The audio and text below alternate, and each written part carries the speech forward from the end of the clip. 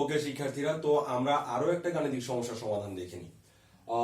এখানে প্রশ্ন বলছে কি z1 ও z2 কোন দুটি জটিল সংখ্যা হলে প্রমাণ করো যে z1 মাইনাস z2 এর পরমান is greater than or equal z1 এর পরমান মাইনাস z2 এর পরমান।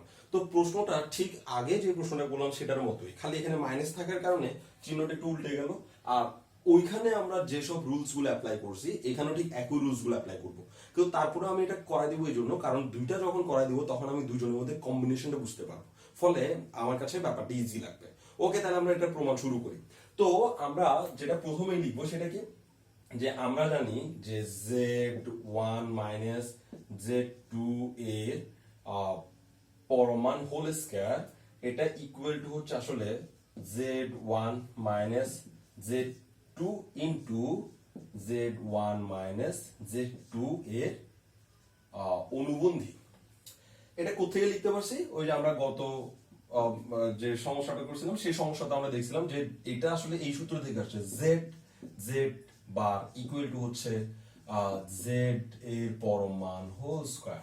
অর্থাৎ একটা জটিল সংখ্যাকে তার অনুবন্ধী দ্বারা গুণ করলে ওই জটিল সংখ্যার পরমাণের স্কয়ার হয়। তাহলে এটা পুরোটা একটা জটিল সংখ্যা, একটা জটিল সংখ্যাকে ওই জটিল সংখ্যার অনুবন্ধী দ্বারা গুণ করলে ওই জটিল সংখ্যার পরমাণের স্কয়ার হয়। ওই সূত্রের সাহায্যে আমরা এটা লিখতে পারছি। এরপর আমি এটাকে এভাবে লিখতে পারি z1 মাইনাস z2, আর এটাকে দুই টুকরা করে দিতে পারি, মানে এভাবে z1 বার মাইনাস z2 বার। তো এটা z1 বার z2 বার এরকম আলাদা করে লেখাটা আমরা এখানে আসলে ওই যোগেরটা শিখছিলাম, তো যোগেরটার বিয়োগেরটা একদম একই, এখানে চেঞ্জ হওয়ার কোনো উপায়ই নেই, কারণও নেই। তাহলে আমরা ওই সূত্রটা এখানে একটু চেঞ্জ করে অ্যাপ্লাই করতে পারি। সেটা হচ্ছে আমরা শিখছিলাম কি z আর মানে z1 আর z2 কে যদি আমরা এভাবে অনুবন্ধী করি তাহলে z1 এর অনুবন্ধী প্লাস z2 এর অনুবন্ধী ওরা একই হয়। এবার আমরা জাস্ট সূত্রটাতে একটা সিম্পল চেঞ্জ আনবো, যে মাইনাস আর এখানে আমি দিব মাইনাস। তো প্রমাণটা আসলে যদি আমি করতে চাই আসলে সত্য কিনা তাহলে ওটাই আগের মতোই হবে, তো আমি এখানে শুধু শুধু সময় নষ্ট করতে চাচ্ছি না। তো এরপর আমরা করব কি, এই যে এটাকে গুণ করে দিব, তাহলে আমরা এভাবে লিখতে পারি z1 বার, এটার সাথে যদি ও গুণ হয় তাহলে মাইনাস z1 z2 বার, এটার সাথে যদি ও গুণ হয় তাহলে হবে মাইনাস z2 z1 বার, ওর সাথে যদি ও গুণ হয় লাস্টে হবে minus minus plus z2 z2 বার। এবার আমাদের কাজ হচ্ছে এখানে এই যে z1 বার এটার বদলে আমি লিখতে পারি z1 এর পরমান স্কয়ার। সূত্র হচ্ছে এটা কোন একটা জটিল সংখ্যাকে তার অনুবন্ধী দ্বারা গুণ করলে আনসার আসে পরমান z হোল স্কয়ার। তো z1 একটা জটিল সংখ্যা, ওই জটিল সংখ্যাকে ওই জটিল সংখ্যার অনুবন্ধী দ্বারা গুণ করা হয়েছে, ফলে ও আসবে। আর এখানে আমি এটা আগে লিখে ফেলি বোঝানোর সুবিধার্থে, এটাকে আমি লিখতে পারি z2 পরমান হোল স্কয়ার। একই মেথড এখানে আমি করব কি, এই যে মাইনাস এই যে z1 z2 বার যেমন আছে তেমন লিখে দিব, আর এটাকে না লিখে আমি ওর মতো করে লিখবো z1 z2 বার। তাহলে লেখার কথা ছিল z2 z1 বার, মানে z2 এর মাথার উপরে কোনো দাগ থাকবে না, মানে অনুবন্ধী চিহ্ন থাকবে না, আর z1 এর মাথার উপরে অনুবন্ধী চিহ্ন থাকবে। কিন্তু আমি লিখলাম কি উল্টা করে, তো এই উল্টাটাকে ঠিক করার জন্য আমি ওর উপরে আরো একটা দাগ তুলে দিলাম। এই দাগ তুলে দেওয়ার ফলে এটা সম্পূর্ণ ঠিক হয়ে গেল। কিভাবে, z2 এর উপরে একটা দাগ দুইটা দাগ তুলে দিয়েছি, ফলে z2 হয়ে গেছে দুইটা দাগের কারণে শুধুই z2, আর z1 এর উপর একটা দাগ তুলে দিয়েছি যার কারণে z1 এর উপর একটা দাগ ঠিকই আছে। এরপর আমি এখানে এই z1 এর পরমান হোল স্কয়ার যেভাবে আছে সেভাবে রাখবো, প্লাস z2 এর পরমান হোল স্কয়ার এটাও যেভাবে আছে সেভাবে রাখবো, কিন্তু এখানে একটা চেঞ্জ করব। চেঞ্জটা কি, মাইনাসটা একটু কমন নিয়ে নেব। যদি ওরা মাইনাস কমন নিয়ে নেই তাহলে ওরা হয়ে যাবে z1 z2 bar minus z1 z2 বার, তার উপর আবার মহাবার, এই এভাবে লিখতে পারি ইকুয়াল টু z1 এর পরমান হোল স্কয়ার যেমন আছে তেমন থাক, z1 এর পরমান হোল স্কয়ার মাইনাস এই জিনিসটার সরি এটা আসলে প্লাস হবে, কারণ হচ্ছে আমি মাইনাস কমন নিছি, তাহলে এখানে মাইনাস কমনের ফলে ওই মাইনাসটা চেঞ্জ হয়ে প্লাস হয়ে যাবে। তাইলে একটু খেয়াল করি, এটা হচ্ছে একটা জটিল সংখ্যা, এটা হচ্ছে ওই জটিল সংখ্যার অনুবন্ধী। তাহলে আমরা একটা সূত্র শিখছিলাম, ওই সূত্রটা হচ্ছে এখানে লিখে দিই, যদি কোনো একটা জটিল সংখ্যাকে ওই জটিল সংখ্যার অনুবন্ধীর সাথে যোগ দেওয়া হয় তাহলে আমরা answer pi 2 real part of z, যে সূত্রটা আমরা এখন এখানে অ্যাপ্লাই করতে পারবো। তাহলে একটু খেয়াল করি, একটা জটিল সংখ্যা, এই যে এইটার জটিল সংখ্যা আর এই দাগটা যদি আমি ইগনোর করি তাহলে এইটার এটা দেখতে পুরাই একই। তাহলে কোন একটা জটিল সংখ্যা হচ্ছে z1 z2 বার, ওই জটিল সংখ্যার অনুবন্ধী হচ্ছে z1 z2 বারের অনুবন্ধী। তাহলে একটা জটিল সংখ্যাকে তার অনুবন্ধীর সাথে যোগ করলে 2 রিয়েল পার্ট অফ z হয়। তাহলে আমরা পাবো 2 রিয়েল পার্ট অফ z। ওইখানে z ছিল বলে z বসছে, কিন্তু আমাদের এখানে z নাই, আমাদের এখানে আছে z1 z2 বার, যার কারণে আমাদেরকে ওইটাই বসাতে হবে, প্লাস z2 এর পরম মান হোল স্কয়ার, যেমন আছে তেমন রেখে দিলাম। এর পরের লাইনটাতে আমি আর এই ইকুয়াল চিহ্নটা দিব না। এই যে z1 z2 বার, এটা আমি একটু এখানে লিখে ফেলবো যে z1 মাইনাস z2 পরম মান হোল স্কয়ার লিখে ফেললাম।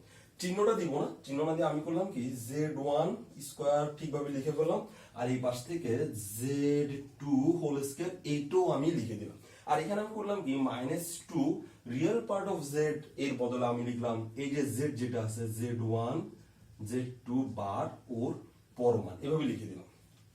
রিয়েল পার্ট অফ z না লিখে এটা লিখে দিলাম। তো এখন আমি এইটার জন্য যে সূত্রটা শিখাইছিলাম সেটা হচ্ছে এরকম যে রিয়েল পার্ট অফ z আসলে ছোট অথবা সমান হয় কার থেকে, পরমান z থেকে। একটু খেয়াল করি, real part of z পরমান z থেকে, সরি পরমান z থেকে, তো হ্যাঁ পরমান z থেকে ছোট অথবা সমান হয়। তো আমি যখন রিয়েল পার্ট অফ z এর জায়গায় পরমান z লাগাই দিছি, এখানে আসলে রিয়েল পার্ট অফ এই জায়গায় z ছিল তো, আর এখানে রিয়েল পার্টের এই জায়গায় আছে z1 z, তো আমাকে ওইটাই লিখতে হয়েছে, যা আমরা আগের ক্লাস থেকে দেখে শিখছি। আমি এর জন্য বাড়তি কিছু বলতে চাচ্ছি না।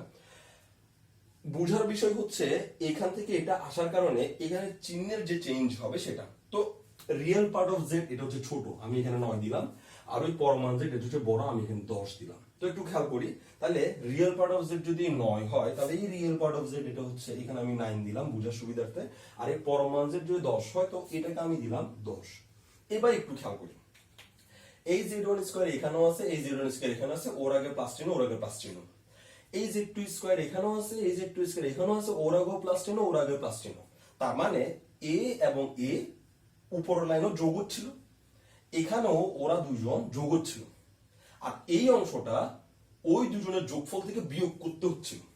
একটু খেয়াল করি, ওর সাথে ওকে যোগ করার পর বিয়োগ যেটা করতেছি 9, বিয়োগ করার পর ও নাকি সমান হচ্ছে। তো আমি যদি 9 এর চেয়ে বড় সংখ্যা বিয়োগ করি তাহলে ও তো ছোট হয়ে যাবে। ওদের যোগফল ধরলাম 100 আসছে, z1 স্কয়ারের যোগফল আসছে এটার যোগ এটা, আর এই z2 স্কয়ারের যোগফল হচ্ছে 100। তো 100 থেকে 9 কে বিয়োগ করলে যে আনসারটা আসে সেটা হচ্ছে 91। 91 যখন হচ্ছে তখন ও নাকি এই বাম পাশটা ইকুয়াল থাকে। তো আমি যখন 10 বিয়োগ করে ফেলবো, এই দুজনের যোগফল হচ্ছে 100, 100 থেকে যদি 10 বিয়োগ করে ফেলি তাহলে আনসার আসবে 90। তো এই বাম পাশটা তো 91 এর সমান ছিল, কিন্তু 90 তো সে আর সমান হবে না, সেজন্য 90 হয়ে গেছে ছোট, আমি ওকে লেস দেন চিহ্ন দিয়ে দিলাম। ব্যাস, এবার আমরা আগের যে নিয়ম সেভাবে আমরা কাজ করব, একই রকম করে আমরা এটাকে শেষ করার চেষ্টা করব। আচ্ছা, এখন এটা যেমন আছে তেমন লিখে দিলাম এখানে, আর এই যে চিহ্নটা দিলাম z1 পরমান তার জায়গায় থাক, z1 পরমান হোল স্কয়ার, এটাকে আমি দুই টুকরা করবো, -2 তার জায়গায় থাক, এভাবে লিখতে পারি ওকে, z1 এর পরম মান আর হচ্ছে z2 এর পরম মান। ব্যাস, এবার আর এখানে প্লাস z2 পরম মান হোল স্কয়ার ছিল সেটাও লিখে নিলাম। গ্রেটার দেন এই লিখে এটা লিখতে ইচ্ছা করতেছে না, এটা ভাবে থাক, greater than or equal z1 এর পরম মান হোল স্কয়ার থাক, -2 z1 থাক, z2 এর অনুবন্ধীর পরম মান যা, z2 এর পরমাণু তাই হবে, কারণ আমরা একটা সূত্র শিখছিলাম সেটা হচ্ছে z এর পরমাণু যা মিন করে, z এর অনুবন্ধীর পরমাণু তাই মিন করে। তাহলে প্লাস এখানে z2 এর পরমাণু হোল স্কয়ার যেমন আছে তেমন রেখে দিলাম। এখন এটা হয়ে গেছে a square minus 2ab plus b square সূত্র। তাহলে আমরা লিখে দিলাম a square minus 2ab plus b square. তাহলে a minus b whole square, a হচ্ছে এটা আর b হচ্ছে ওই যে কর্নারে আছে z2 এটা, আর ওদের হোল স্কয়ারের সূত্র হচ্ছে a minus b whole square সমান a square minus 2ab plus b square. বাম পাশে যেটা ছিল এটা লিখে রাখি, z1 মাইনাস z2 পরম মান হোল স্কয়ার। উভয় পক্ষ যদি রুট করে দিই তাহলে আমরা পাচ্ছি z1 মাইনাস z2 পরম মান greater than or equal z1 এর পরম মান মাইনাস z2 এর পরম মান। ব্যাস, ওকে সুপ্রিয় শিক্ষার্থীরা, তো পরবর্তী ক্লাস দেখার আমন্ত্রণ নিয়ে আজকের ক্লাস এখানে শেষ করছি। ধন্যবাদ সবাইকে।